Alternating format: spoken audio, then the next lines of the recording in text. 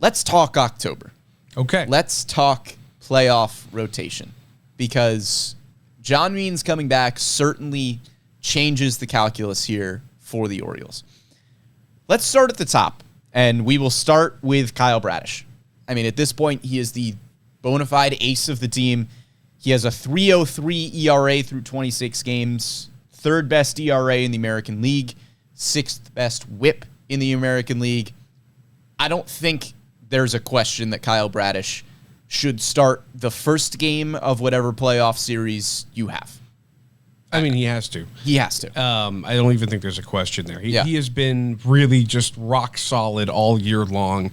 He's allowed one run or less in 11 of his 26 starts this year. Only 3 times throughout the season has he allowed more than 3 runs in a start. It's really good.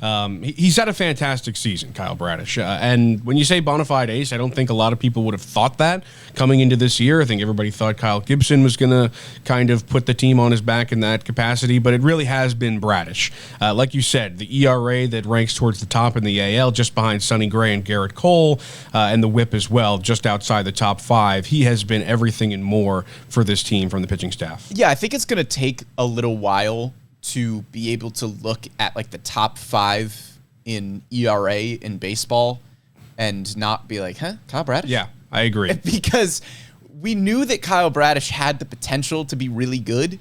I don't know how many people thought that Kyle Bradish had the potential to have the 5th best ERA in baseball.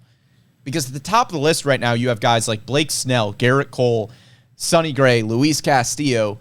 Those are all studs. Yeah. And we are used to them being studs. And then you also have like Justin Steele and Kyle Bradish, where next year, I don't think we're going to be surprised to see those guys at the top if they're able to repeat this kind of production.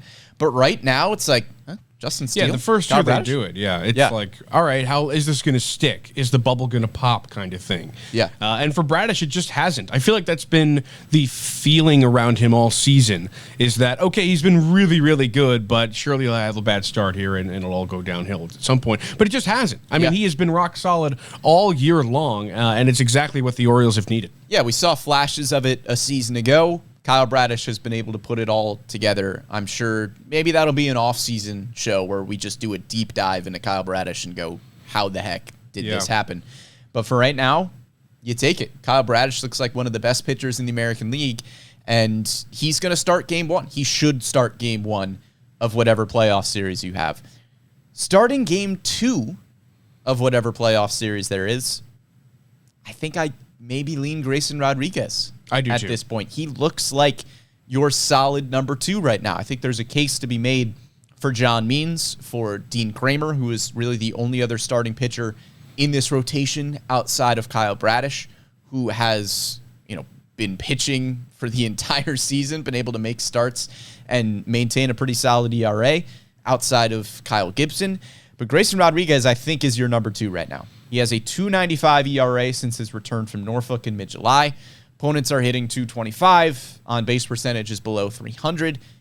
Grayson Rodriguez, we know, had this potential. Kyle Bradish, I think, came into the year and you were going, man, if Kyle Bradish turns into a number 2, number 3, I think you'd be thrilled with that. Grayson Rodriguez, you always knew had the potential to be one of the best pitchers in all of baseball. And right now, I mean, it seems like he is early on that trajectory of already being pretty dominant. But again, since his return from Norfolk, where Grayson Rodriguez was able to figure some things out, he's got a sub-3 ERA. That's a dude. I think he's your number 2. And you talk about the numbers. He also has an opposing OPS of 612. Teams just aren't scoring off of him. He's fantastic. So, and if you're into the analytics, a FIP of 311, fielding independent pitching, that would put him 7th in the majors if it were on a full year scale. Right. He's been really, really good. And the stuff is finally there. He has, I think it's pretty safe to say he's just got the most gross stuff in this rotation. Like he's fantastic, and the way he dominates hitters is so fun to watch. And like you said, in the last 10 starts since coming back up into the majors, he's been so good, and it's been so fun to watch him because he's been pitching like an ace. Right. And I think you're right in saying that he's earned that number 2 spot in the rotation for the playoffs. I 100% agree. That's where I'd put him too. After those two, things get tricky. Yeah. Because you have a bunch of guys that have a case to be in the playoff rotation for one reason or another, and not a lot of guys that have given you a 100% solid, I need to be here sort of reason. So let's talk about the candidates. The reason that there is such a question after these two as well is because, let's say, hopefully this is not a discussion, because hopefully the Orioles win the division. Maybe they finish the season as the number 1 seed in the American League. That would be awesome. They don't have to worry about a wild card round. They don't have to worry about a 3-game series. They can prepare a rotation for up to a 5-game series, and we can talk about that scenario and that scenario only. But the Rays are not going away, and there is still a discussion about the fact of, I'm going to throw a hypothetical here at you, Bones. Here we go. Let's say the Orioles are in a wild card series. They don't end up taking home the AL East Division crown, and they need to play in a wild card series. Let's say that series goes to 3 games. Game 1, you start Kyle Bradish. Game 2, you start Grayson Rodriguez. I'm not even 100% sure that Grayson Rodriguez would get the ball in Game 2. He is still a rookie. He is still the youngest pitcher in this rotation, so maybe he doesn't, but in this hypothetical, we're giving the ball to who have been the 2 best pitchers over the last few months in Kyle Bradish and Grayson Rodriguez.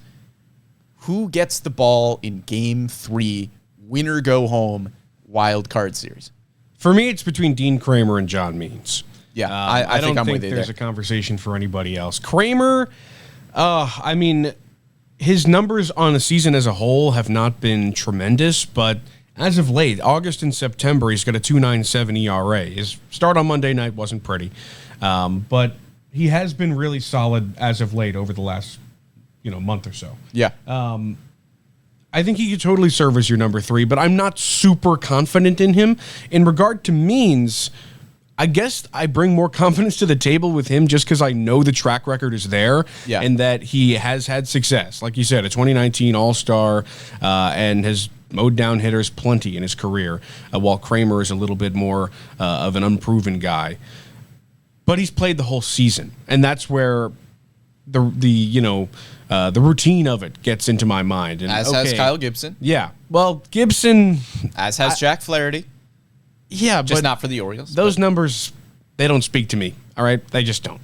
I think I'm going to go with Dean Kramer here, though.